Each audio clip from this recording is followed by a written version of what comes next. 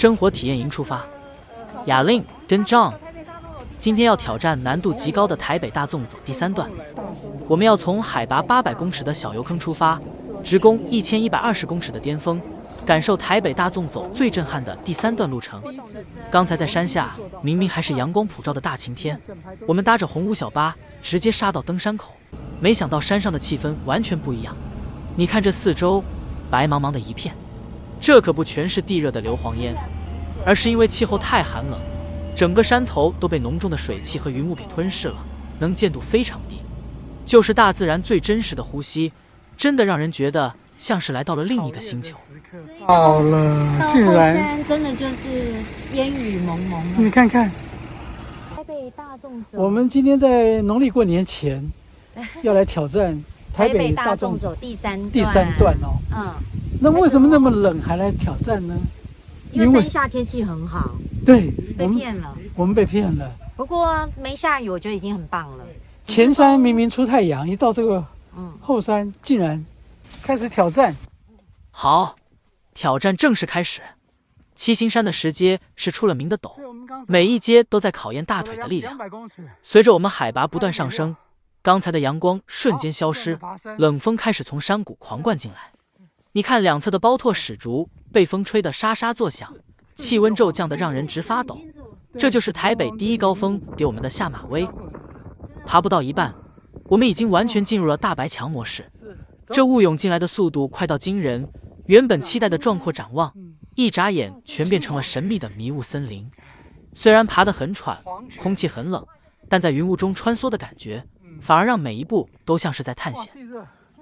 雅令和John现在都在跟自己的肺活量对抗，风势开始变强了。在这种环境下，连交谈都变得困难。这就是台北大纵走第3段考验意志力的部分。你不知道还剩多久，但你只能一直往上走。海拔持续攀升，虽然现在完全没有任何展望，但这份在迷雾中探索的极境也是登山的一种享受。我们正在穿越云层，目标就在这片白茫茫的上方某个地方。体力已经消耗了大半，但真正的考验还在后头。撑过这段阶梯，我们就要正式向主峰发起最后冲刺。下一段绝对不能错过。对，但是这个实在是应该没过了吧？只不过这一段路全是陡峭的石阶，配上迎面而来的冷冽水汽，体感温度比刚才起跑时又降了好几度。你看这石阶，每一阶都有一定的高度，爬起来特别吃力，而且因为水汽太重，路面变得有点湿滑，每一步都要踩得很稳。现在我们完全看不到前面的尽头，只能专注在脚下的这几步路。这雾气真的太狂了，像海浪一样一波波涌过来，把整条步道都给吞噬掉。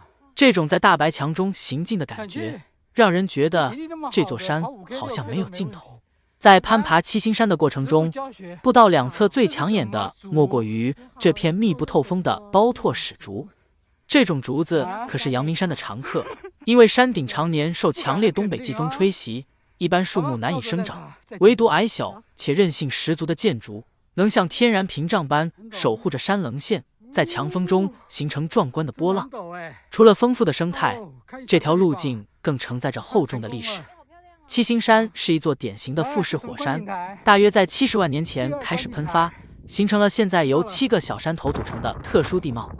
这里曾是原住民与先民往来金山与台北的交通要道，甚至是采硫产业的重要据点。看着身旁这些随风摇曳的建筑，想象几百年前先民在雾气中穿梭的脚步，每一步登阶不仅是体力的挑战，更是一场跨越时空的地理巡礼。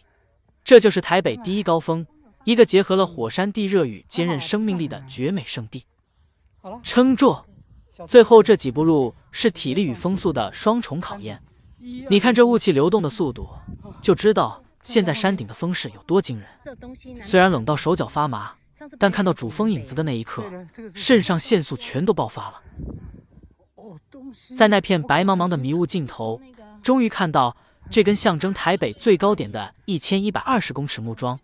虽然现在四周完全没有展望，但这就是我们要挑战的终点。我们终于上来了，攻顶成功！站在海拔1120公尺的七星山主峰，风声大到连说话都要用吼的。摸到这根木桩的瞬间，刚才攀爬的所有辛苦全都值得了。这就是传说中的白墙大景。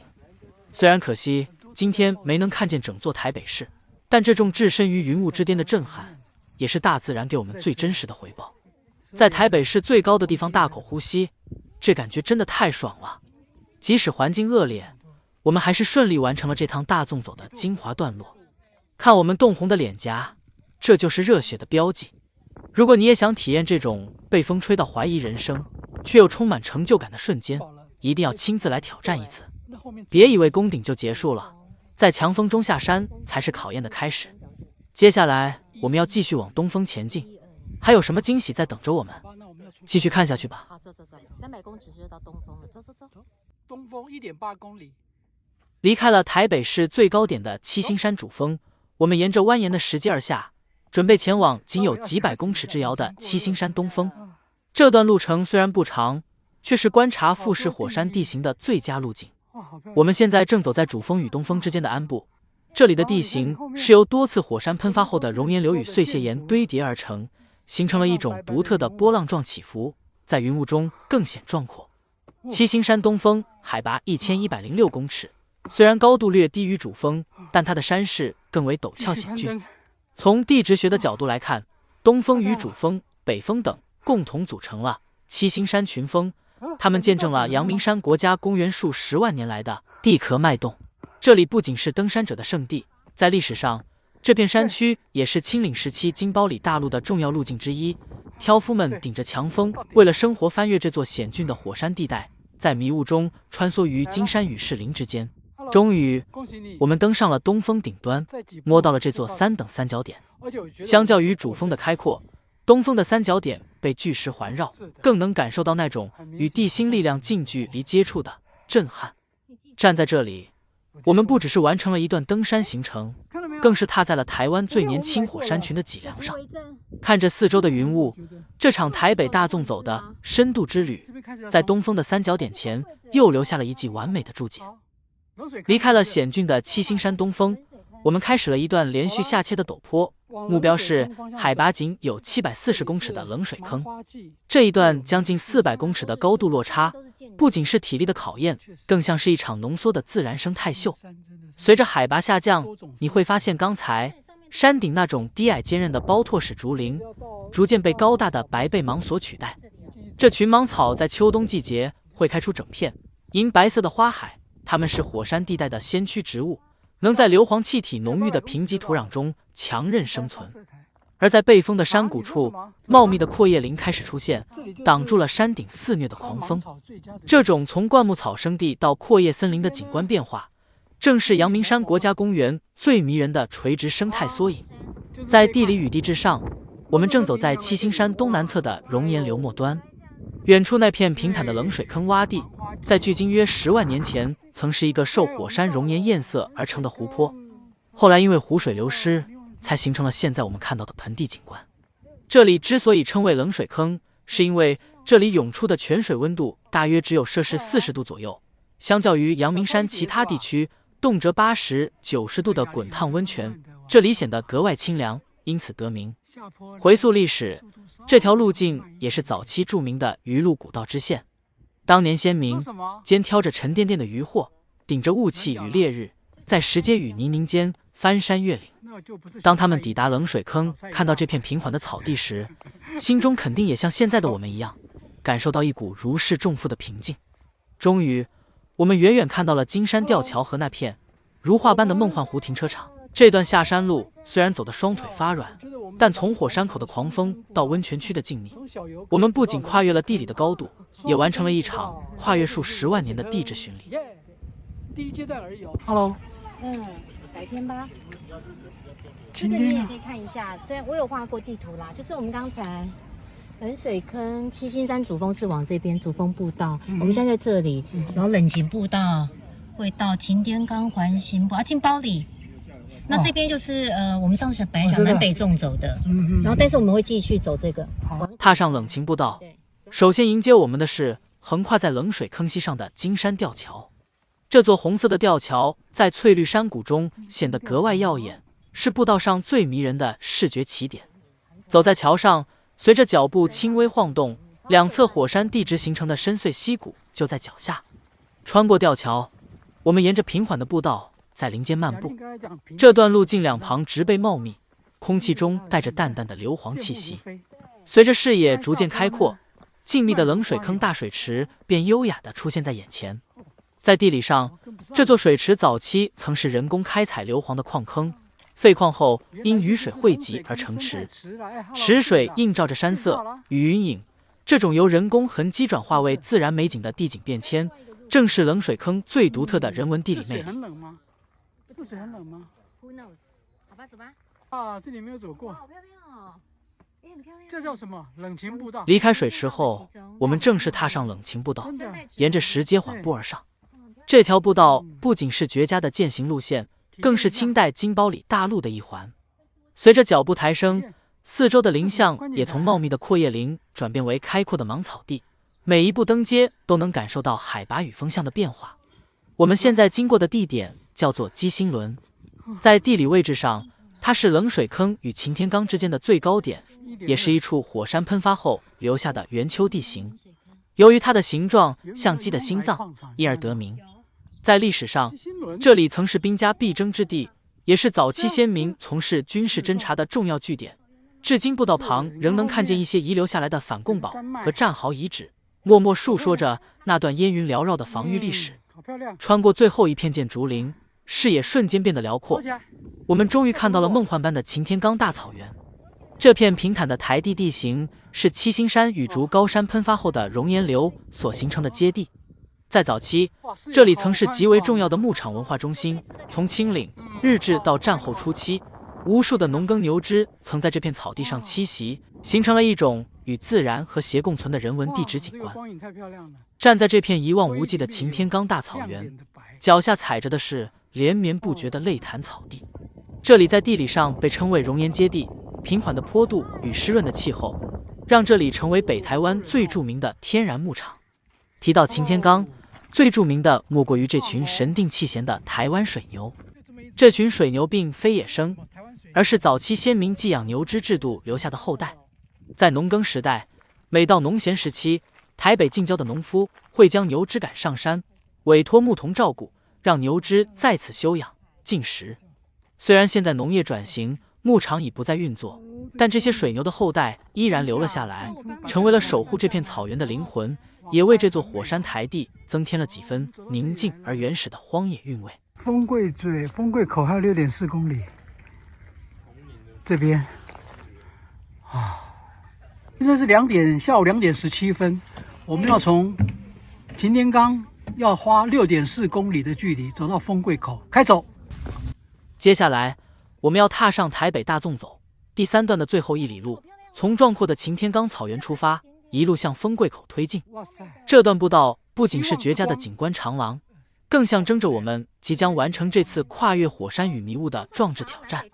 跟着我们的脚步，完成最后的冲刺吧。金包里大路一直到八烟啊，金包里大路就是这里是吧？嗯，好，但是今天不走。对，要往这边。有些路其实荒烟漫草。有了，不会啊，哎，你刚走上来啊，所以很 OK 非常漂亮的路啊，好想走。不会荒烟漫草吗？不会啊，那为什么呢？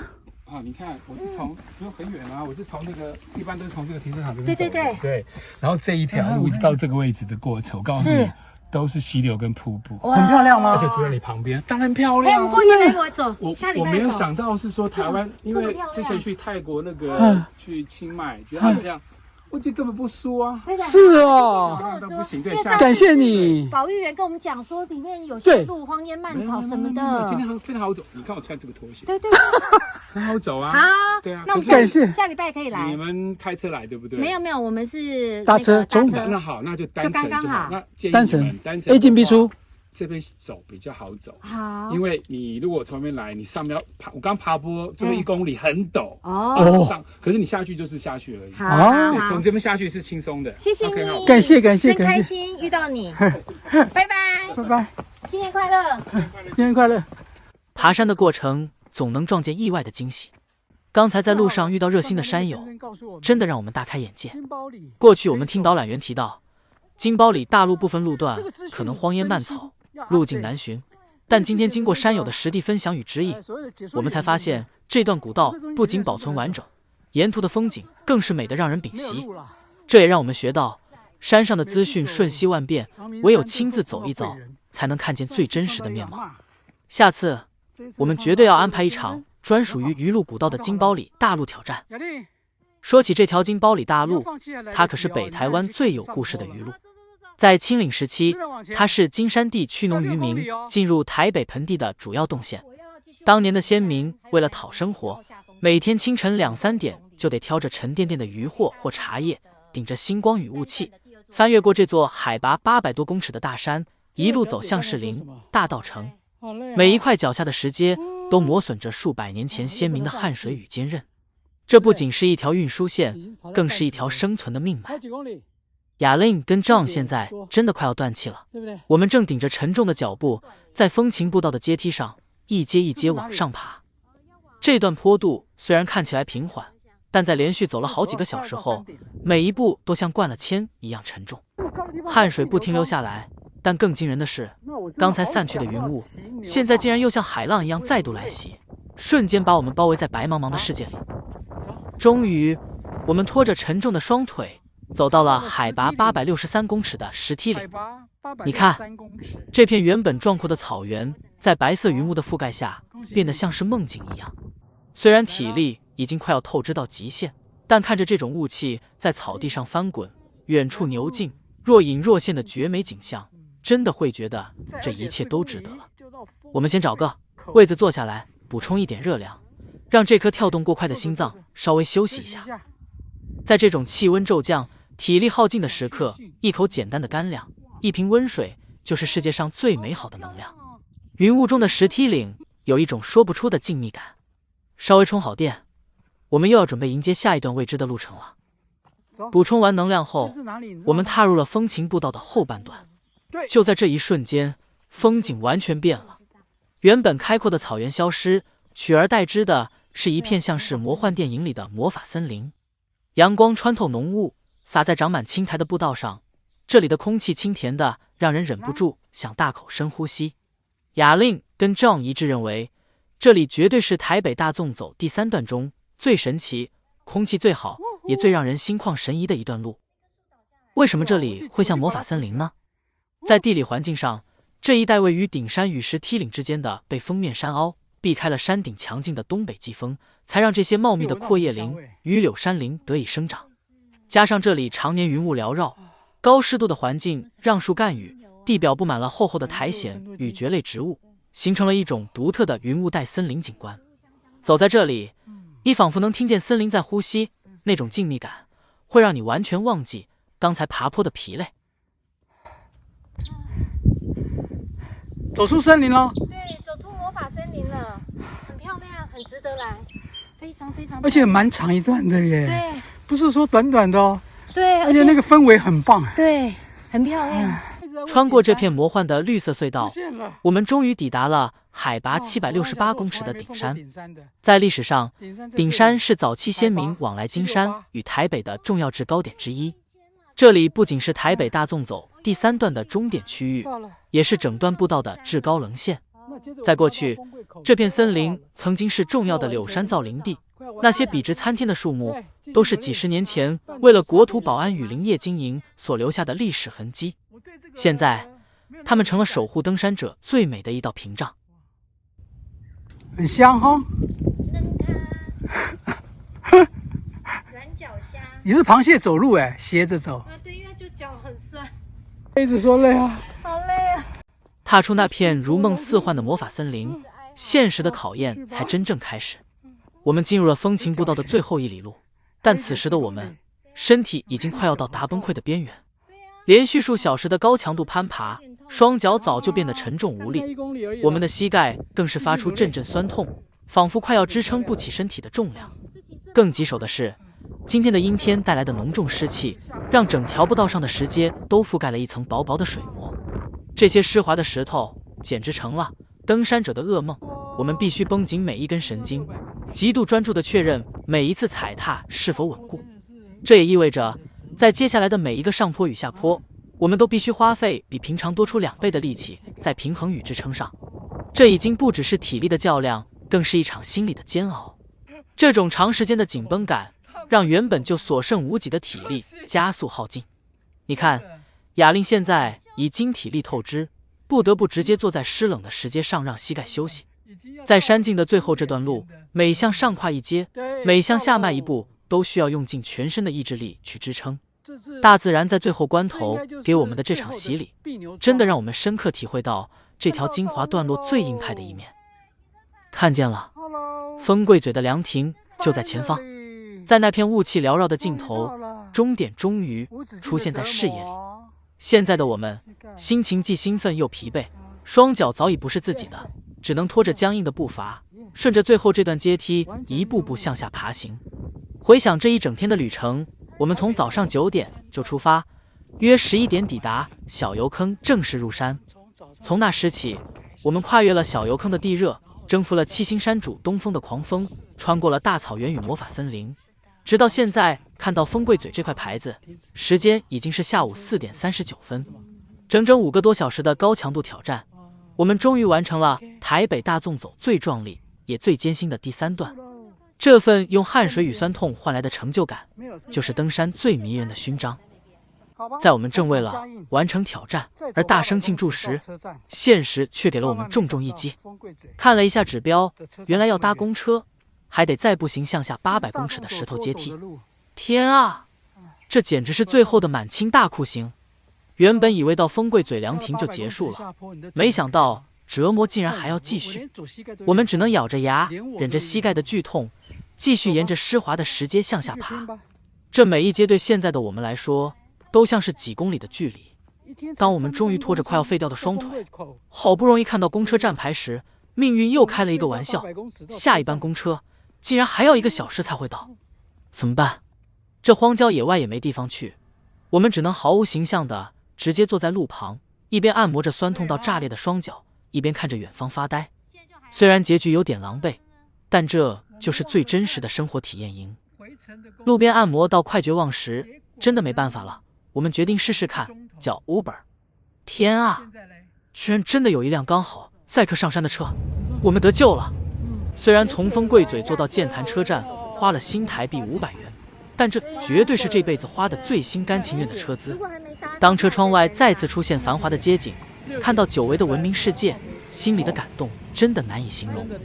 我们带着酸痛却满足的双腿，直接杀进热炒店，点了满满一桌好料，犒赏自己。就在这喷香的热炒中，我们结束了这天曲折不断却又无比丰富的生活体验。台北大纵走第3段挑战成功，我们下次见。